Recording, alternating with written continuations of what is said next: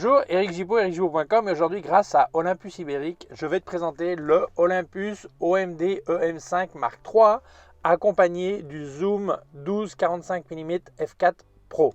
Allez, c'est parti. Alors, je vais enfin te raconter un petit peu là-dessus. Alors, d'abord, merci encore à Olympus Ibérica qui a mis énormément de temps à pouvoir me passer des appareils, mais pour des histoires de douane sur les Canaries, tout ça, c'était un truc dingue. Enfin, ils vont passer celui-là, mais en passeront aussi d'autres. Merci beaucoup à Claudia Reyes qui m'a aidé à faire les photos. Donc, pas mal de photos que tu vois, celles qu'il a fait. On a fait les tests en même temps que le Canon R6. Je te laisse le lien là. Et aussi le Fujifilm SX10. Donc, il y a quelques photos. Tu verras qu'elles ont l'air vraiment semblables. Mais chacun a fait ses photos. Hein. Ok. Alors, les informations techniques. Alors, c'est un mirrorless micro 4 tiers avec un capteur de 20,4 millions de pixels et le processeur c'est un TruePix 8. Alors, c'est le même que tu trouves sur ses grands frères. Ok. Nettoyage de capteur. Alors, moi je comprends pas. Olympus dit qu'il a amélioré le nettoyage de capteur, mais je comprends pas ce qu'il a pu améliorer puisque c'était déjà parfait. Alors, c'est vrai, ça fait un peu faillot ce que je dis, mais moi en 6 ans que j'ai eu les OMD, mon OMD 5 Mark II, j'en ai deux, j'ai jamais eu nettoyé le capteur. Jamais. Le système de nettoyage a toujours été extraordinaire depuis qu'Olympus, d'ailleurs c'est ceux qui ont inventé les premiers nettoyages de capteurs, et c'est vraiment extraordinaire, donc je ne sais pas trop ce qu'ils auront pu améliorer. Voilà, c'est vraiment génial. Alors peut-être qu'on entend une petite pluie fine qui tombe sur le pare-brise, mais si j'enregistrais à la maison, c'était les voisins, les gamins qui hurlaient, hein. Et si c'était dans la voiture, il y avait de la pluie, donc pas trop le choix. Voilà. Le viseur, 2,3 millions de pixels, 100%. Il y en a qui disent qu'ils n'ont pas trop amélioré le viseur. Moi, je vois ni mieux ni pire, ni rien. Comme moi, alors là, je ne suis pas du tout objectif, moi, pour les viseurs. Parce que beaucoup de gens me disent, est-ce que le viseur est bon? Mais pas sur ta appareil, sur n'importe quel appareil. Et moi, pour un viseur, c'est un simple indicateur pour cadrer, quoi. Donc, moi, qu'un viseur soit pas parfait, ça m'a jamais dérangé. Déjà, quand tu as essayé un viseur sur un Leica M, après, tous les viseurs te semblent nuls. Donc, moi, je suis presque habitué à avoir des viseurs, ça me dérange pas que ce soit pas comme une fenêtre, voilà, ça me dérange pas du tout. Donc, je suis pas du tout objectif là-dessus, voilà. Il y a correcteur de dioptrie, évidemment. L'écran, alors l'écran est complètement orientable, donc pour vlogging et tout ça, bon ben voilà. Alors, un petit essai vlogging avec ma fille Pinot. Dis bonjour Pinot. Le son, c'est directement de l'appareil photo, là. Dis bonjour. Hola, hola, hola, hola. L'écran est tactile. Par contre, ils n'ont pas le multitouch. Alors là, je ne comprends pas ce que fait Olympus. Multitouch, c'est-à-dire que tu peux toucher, évidemment, alors ça le fait, mais plusieurs trucs en même temps, comme sur un smartphone, tu touches deux trucs en même temps, tu agrandis la photo, tout ça. Ça, ils n'ont pas installé le multitouch. Alors, je ne sais pas pourquoi. Moi, certains qui disent, Eric, c'est un appareil photo, c'est pas un téléphone. Relaxe-toi. Bon, voilà. Enfin, bon, moi, je dis, si je compare avec certains trucs que font la concurrence. Voilà. Et puis si je dis pas les trucs qui sont pas parfaits, après on va dire ouais mais t'es un fan d'Olympus, t'es un fanboy et tu racontes pas tout. Alors voilà, je dis, voilà, c'est pas un multitouch. Alors la stabilisation, c'est un stabilisateur 5 axes qui stabilise jusqu'à 6,5 stops.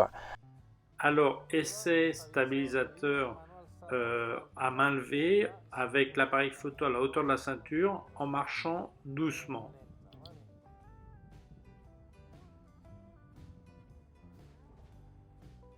Alors, essai stabilisateur hauteur ceinture en courant le plus vite possible sans tomber. Voilà. Eh bien, le stabilisateur chez Olympus c'était déjà brillant. Donc là, ils l'ont encore amélioré un petit peu. Moi, je dis que c'est vraiment un super stabilisateur. D'ailleurs, j'ai fait des comparaisons avec le XT4, par exemple, de Fujifilm, qui, à mon avis, était largué. Mais je pense qu'il faut que j'éclaircisse un point parce que beaucoup de gens ne le laissent pas bien clair et moi non plus. Il ne faut pas confondre stabilisation de vidéo avec stabilisation photo. En stabilisation photo, par exemple, aussi bien le Fuji X-T4 que le Canon R6 ou le Fuji SX10, je te parle des derniers trucs que j'ai essayé, eh bien, c'est très bon. Tu peux descendre jusqu'à une fraction de seconde, une seconde, un truc comme ça, et c'est stabilisé. Par contre, c'est en vidéo que tu vois la différence. Parce que tu as l'impression, par exemple, le Fujifilm X-T4, que j'ai fait une comparaison, quand ça corrige, ça fait des embardés, ça fait clac, clac, clac. Alors en photo, c'est pas un problème, parce qu'une fois que le clac est fait, t'es bon et ça fait la photo, tu vois. Mais en vidéo, tu vois vraiment des embardés. Et par contre, tu te rends compte que les stabilisations Olympus en vidéo, c'est très onctueux, tu vois, du flow comme ils disent. Tu vois, tu fais vraiment ouh, et tu as vraiment l'impression d'être sur un gimbal, tu vois, un stabilisateur manuel, les gimbals là. Et tu as vraiment cette impression. Donc je pense que c'est pour ça que Olympus est toujours en tête au niveau stabilisation. Alors ça ne veut pas dire qu'avec un Canon R6 par exemple qui annonce 8 ou 6, je ne sais plus, de stabilisation, en photo, ben, tu auras sûrement des résultats pareils, similaires. Par contre en vidéo, si tu vois encore la différence que Olympus est une manière beaucoup plus onctueuse, beaucoup plus souple. Donc je pense que quelqu'un qui veut faire de la vidéo avec ça sans utiliser un gimbal ou du vlogging et tout ça, eh bien, il a des meilleurs résultats avec cet appareil photo qu'avec d'autres que j'ai essayé. Alors, beaucoup de gens disent parce que c'est plus facile de stabiliser un capteur petit. En fait, c'est faux. C'est aussi dur ou aussi facile. En fait, c'est un problème de pouvoir déplacer le capteur. Alors, évidemment, si le capteur il est petit et l'appareil fait la même taille qu'un autre, eh ben, tu as plus d'espace pour qu'il bouge le capteur. Sur un full frame, si tu voulais le stabiliser pareil, il faudrait un appareil énorme pour que le déplacement puisse être le même en fait. Et c'est ça la grosse différence de stabilisation. Et donc le stabilisation là, il fait pas, il ment pas, il est toujours aussi excellent comme d'habitude. Ça n'a pas changé. Alors le stabilisateur, moi je pense que Olympus reste vraiment en tête. Mais pour des raisons physiques, ça va être très compliqué de passer devant, sauf si vraiment vous faites des appareils photo plus gros à mon avis. Voilà. Alors mise au point, si tu veux, manuel, c'est le départ, où tu peux mettre focus picking qui t'indique exactement où est fait la mise au point. Après autofocus, alors il y a une grosse amélioration par rapport au mien. Alors j'ai amené les deux, hein. J'ai le 5 Mark 3 et le 5 Mark 2 qui est le mien. Alors je résume toujours, je dis 5 Mark 2, 5 Mark 3 parce que OMD EM5, EM5 Mark 2, c'est compliqué, voilà, ils aiment bien les mots simples. Voilà, moi je dis 5 et c'est tout, voilà. Alors l'autofocus, à différence de l'ancien qui ne faisait, le mien ne fait que détection de contraste. Là, ça fait détection de contraste et de phase, donc il est vraiment excellent même en basse lumière. Il a 121 points d'autofocus que tu peux laisser tout seul. Ils sont tous en croix et tu peux aussi les mettre en groupe, en zone de 5, 9 ou 25. Alors je dis des notes, quand tu vois mes yeux qui se cassent là d'un côté, hein, c'est que je suis en train de dire mes notes. Si ça se casse de l'autre, c'est que je regarde l'écran de contrôle. Voilà. Et donc, tu as aussi le système de détection d'œil et de visage qui existait déjà et qui marchait pas mal. Beaucoup de gens, quand Fuji et Sony ont sorti ça, ils pensaient que c'était la grande nouveauté. Hein. Ça existait déjà sur Olympus. Et là, ils l'ont amélioré encore. Alors, focus stacking, quand on parle d'autofocus, c'est intéressant. Les gens qui font du macro, surtout, ils veulent avoir beaucoup plus de profondeur de champ. Ils ne veulent pas avoir que la patte de la mouche qui est mise au point. Ils veulent toute la mouche. Donc, le focus stacking te permet de faire de 3 à 999 photos. Et après, ça va les assembler en une seule photo et tu vas gagner la profondeur de champ. Alors, attention, je précise quand même que la fonction de focus stacking n'est disponible qu'avec certains objectifs.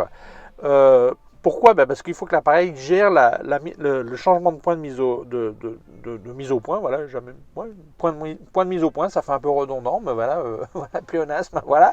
Mais bon, il faut que ça soit compatible avec l'objectif. Donc tu ne vas pas pouvoir faire ça avec n'importe quel objectif, ni même n'importe quel objectif Olympus. Il faut des objectifs qui le supportent. Voilà, donc c'est un truc important à dire.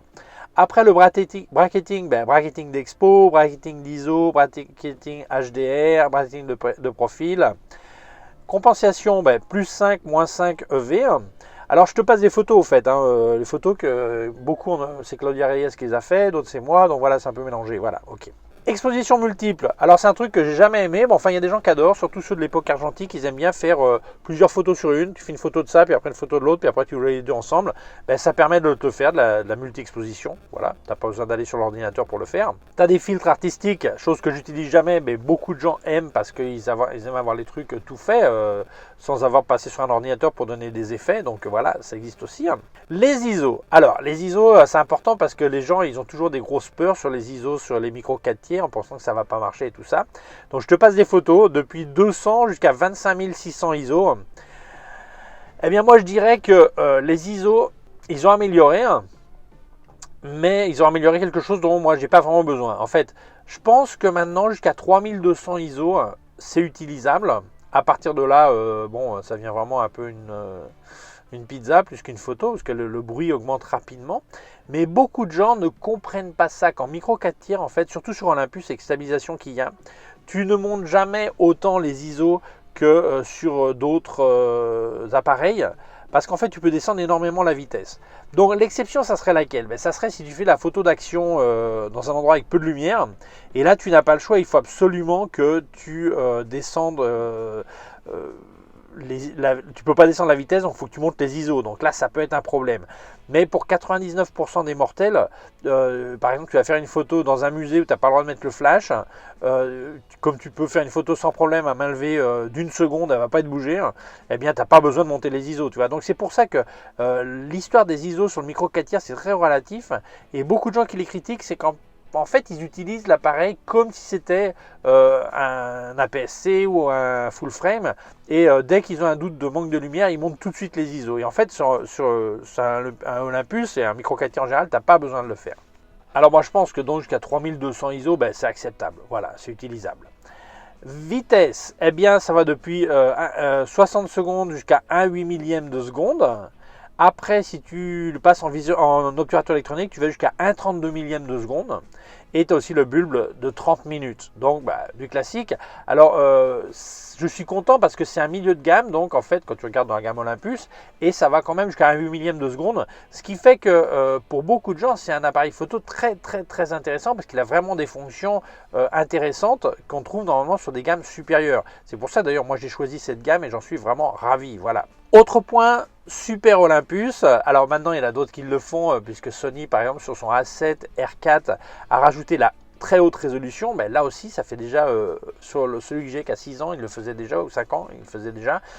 En fait, il va profiter du système de stabilisation, donc déplacement de capteur, pour faire de la très haute résolution. Alors tu mets sur un trépied, alors sur des versions supérieures, tu peux le faire à main levée, mais enfin là, il faut être sur un trépied.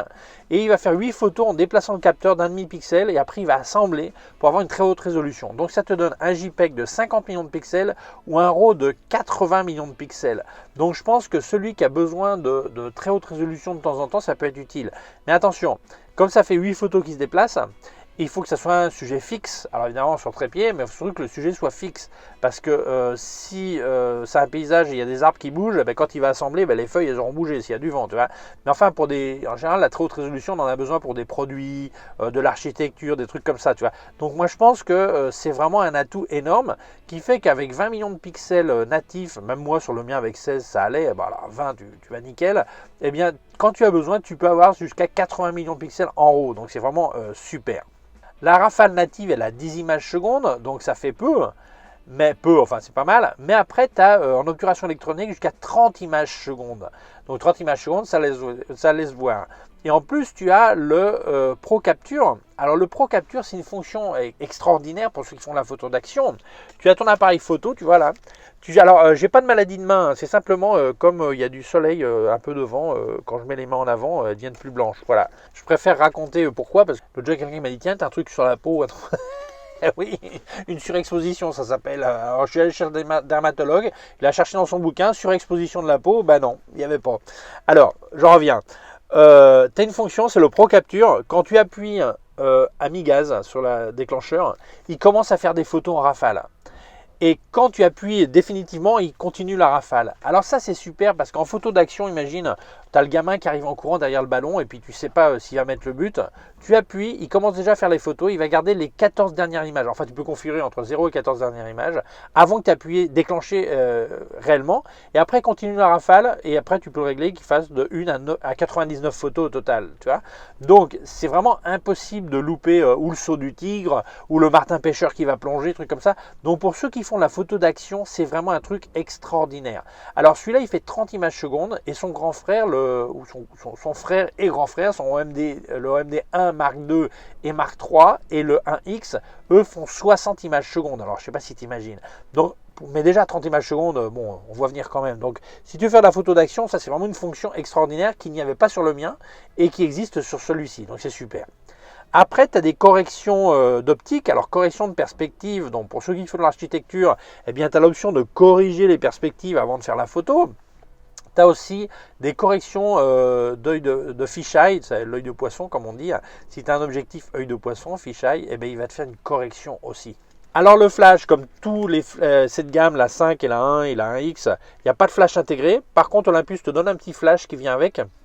Là, tu peux mettre. Alors, c'est un petit flash, moi, c'est comme les flashs intégrés, tu vois. Je trouve pas ça super utile, mais ça peut te sauver de temps en temps. Ou pour déclencher un autre flash par sympathie. Ou par exemple, en cas de macro, tu mets une feuille de papier devant et tu fais une photo macro. Ça peut aller, quoi. C'est OK. Et donc, si tu mets un flash sur la griffe, là, il synchronise à 1/250e de seconde.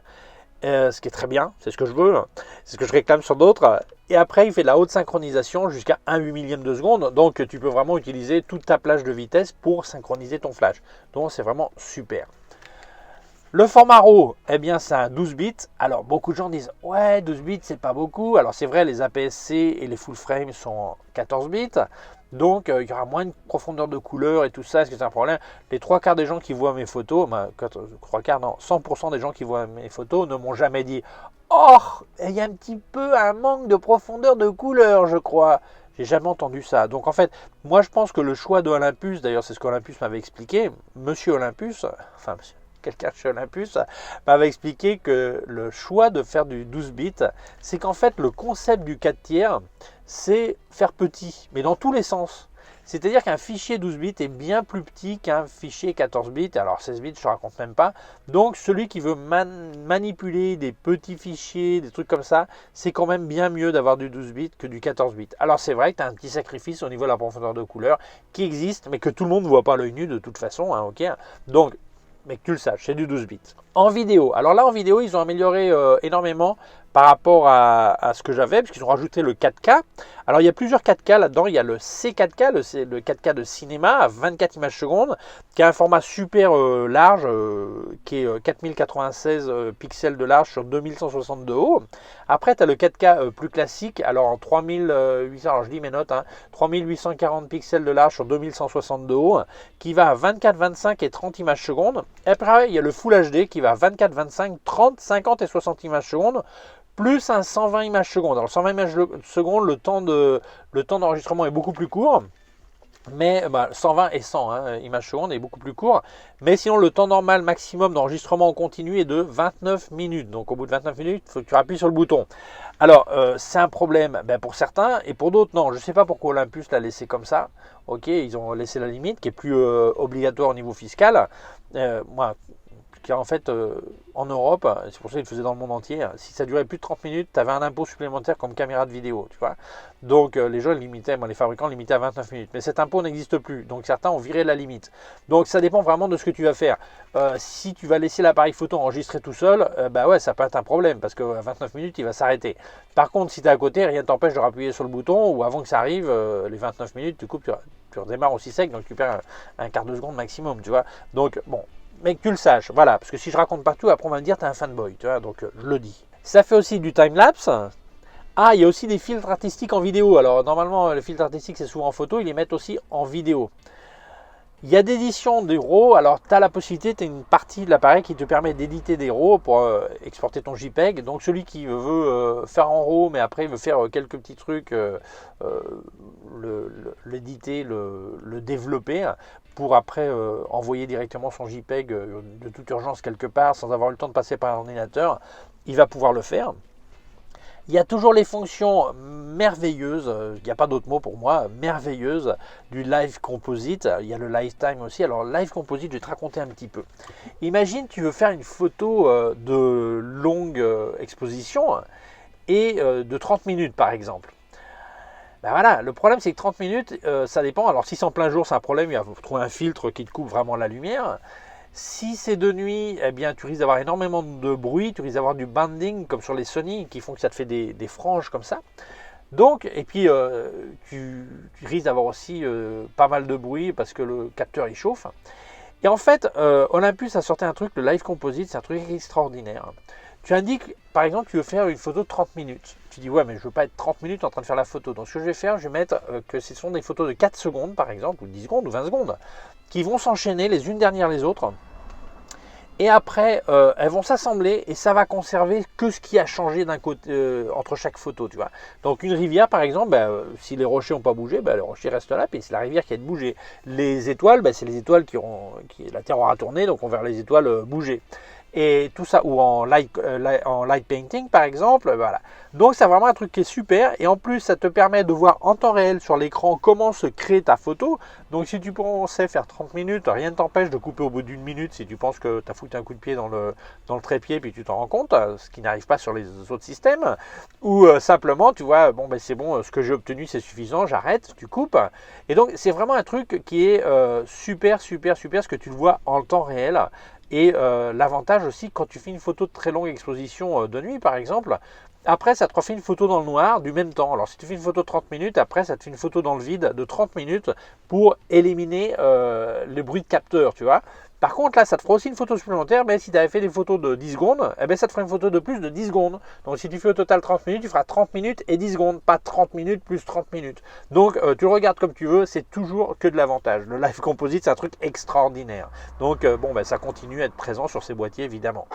Alors le boîtier, si on regarde le côté physique, eh bien ils ont changé un petit peu les boutons, c'est un peu différent, tu vois, ok, je regarde, ok, la partie physique est différente. Mais il y a un truc que je ne suis pas content là, il y avait des profils accessibles par menu. Donc tu pouvais par exemple faire trois profils, par exemple un pour mes photos de nuit, un pour mes photos de ceci, cela. Et là, ils ont mis un bouton, le C, pour y avoir accès, mais il n'y a un seul. Donc c'est dommage, ça aurait été bien qu'il y ait aussi trois, comme sur l'OMD 1 Mark II par exemple, ou le Mark III.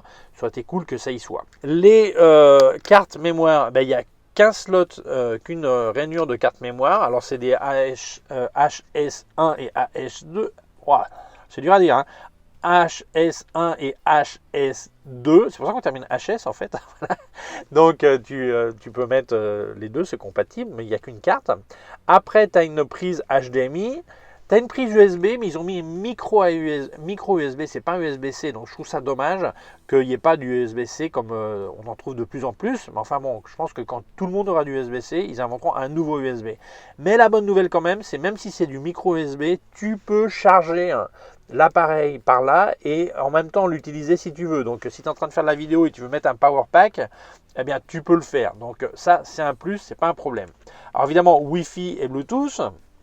Tu as un connecteur pour microphone, un jack de 3,5, mais tu n'as pas de connecteur pour un casque.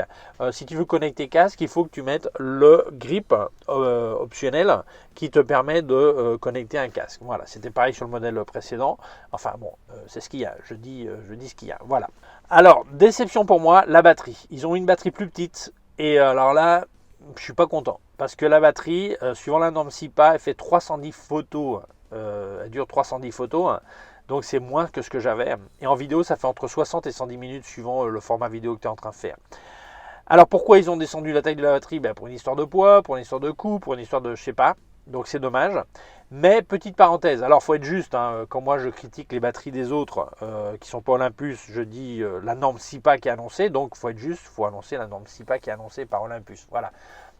Mais je peux t'expliquer comment moi j'arrive à durer beaucoup plus longtemps sur mes batteries, sur mon OMD5 Mark II. Eh bien, il y a plusieurs fonctions. Alors, ce que je racontais, c'est pas seulement Olympus, hein, c'est en fait tous les mirrorless, tu peux le faire. Quand ton appareil photo il est allumé comme ça, tu vois, donc il est allumé. Hein. Quand je passe mon œil ici, ça passe au viseur.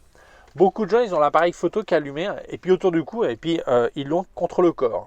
L'appareil photo, il pense que c'est ton œil. Donc en fait, toi, tu penses qu'il est éteint parce que tu vois l'écran qui est noir, mais en fait, ton viseur, il est actif. Et ça bouffe la batterie. Ça, d'une part. Donc, si tu n'utilises pas l'appareil, tu l'éteins. Deuxièmement, il y a des fonctions pour que l'autofocus soit tout le temps en train de travailler pour être prêt au moment où tu vas déclencher. Et en fait, ça, tu peux le désactiver. Simplement, il se met à travailler quand tu appuies à mi-course sur ton déclencheur. Ça ne sert à rien qu'il soit tout le temps, tu as ça autour du cou, ou comme ça, et je parle, et puis l'autofocus, il est comme un fou en train d'essayer de capter quelque chose. Donc là, tu es en train de consommer énormément de batterie.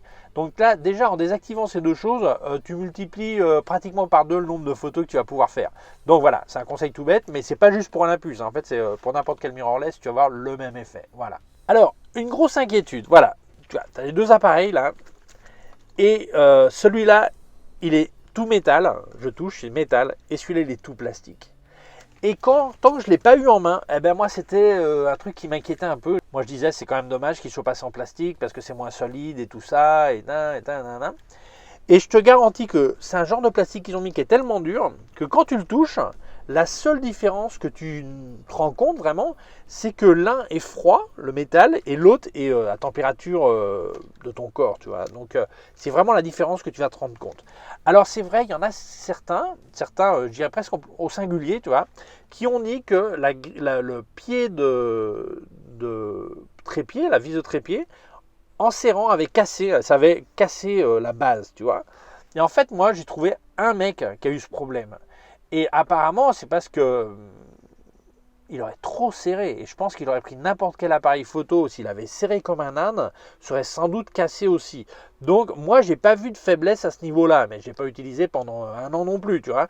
Mais je pense que c'est pas un argument qu'il soit plastique. C'est pas vraiment un argument pour dire qu'il faut oublier cet appareil et passer sur une autre gamme au-dessus, tu vois. Surtout que quand les gens ils entendent du plastique, le premier truc qu'ils pensent c'est plastique non tropicalisé. Et c'est faux. Cet appareil photo est tropicalisé comme le OMD 5 Mark II, même un peu mieux. Et donc il est protégé pluie fine, poussière, mais aussi il peut aller à fonctionner à moins 10 degrés Celsius.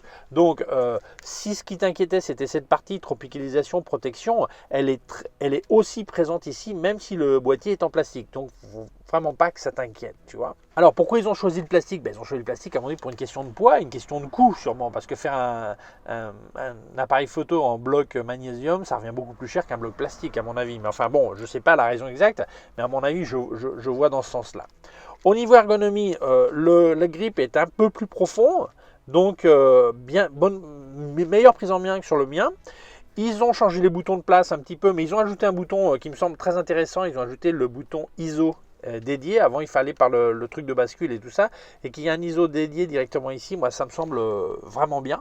Je trouve qu'il fait un peu moins de bruit quand tu déclenches. Pas beaucoup, mais un petit peu moins de bruit. Donc bon, ça va. Alors, la qualité d'image. Beaucoup de gens demandent toujours, ouais, mais la qualité d'image, ça va être mieux, pire. Est-ce que je devrais prendre la gamme au-dessus, n'importe quoi. Alors, chez Olympus, il y a un truc qui est fantastique. C'est qu'ils utilisent les mêmes capteurs.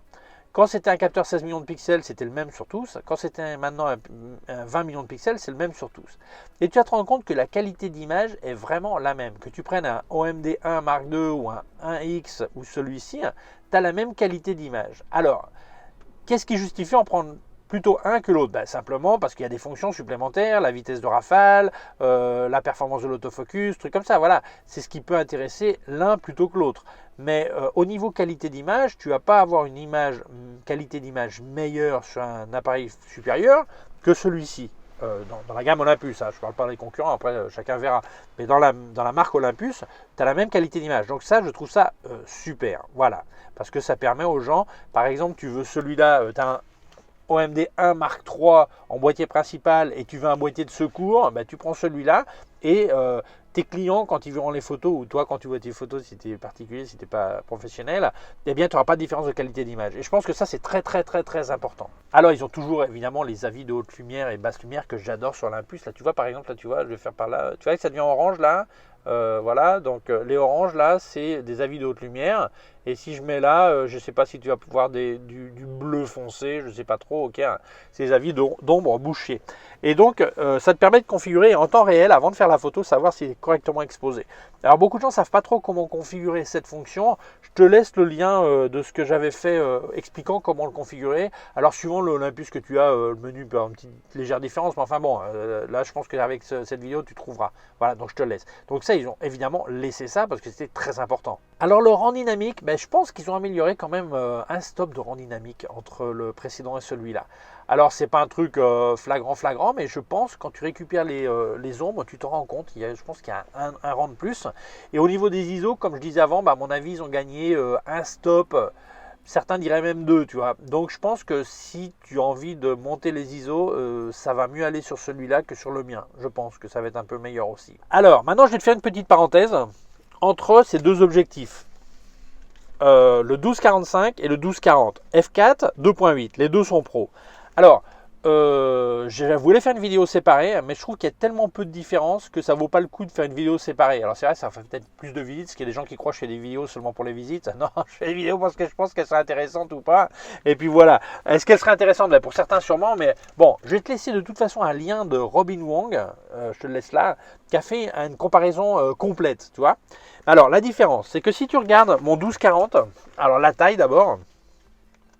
La taille, le 1240 est plus grand et plus lourd, ok. Alors je vais les rentrer tous les deux, je vais les rentrer, voilà. Le 1240 est plus grand et plus lourd, ok, je mets à peu près voilà, la même taille. Et le 1240, qu'est-ce qu'il a en plus? Eh bien, il a un embrayage. Là, la bague, si je recule, je passe en mise au point manuel, ok. Et il y a un bouton de fonction, donc je peux attribuer une fonction là. Si par exemple, ben, imagine, je suis en autofocus continu et je veux le bloquer, ben, j'appuie sur le bouton, ça le bloque, c'est une des fonctions possibles.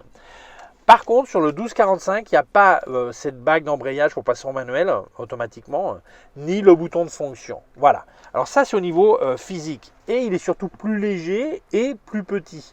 Donc, quelqu'un qui veut voyager, à mon avis, c'est un bon objectif.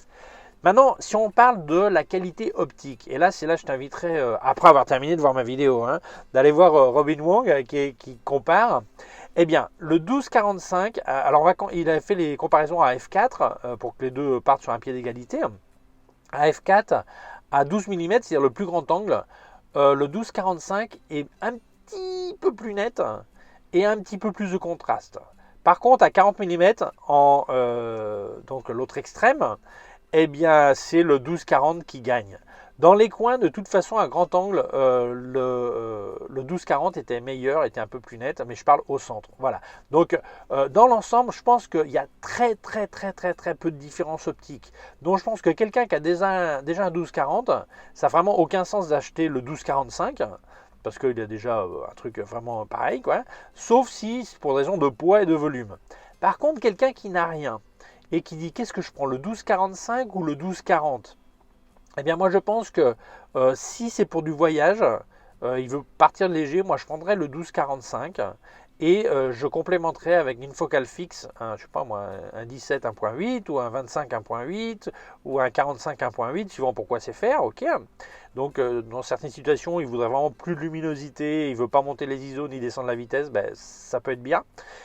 Et aussi quelqu'un qui fait beaucoup de photos de studio, il bosse souvent à 5.6 ou f8, ou truc comme ça. Donc ça ne sert à rien de payer ce supplément d'argent pour du 2.8 si après il ne va jamais être à 2.8.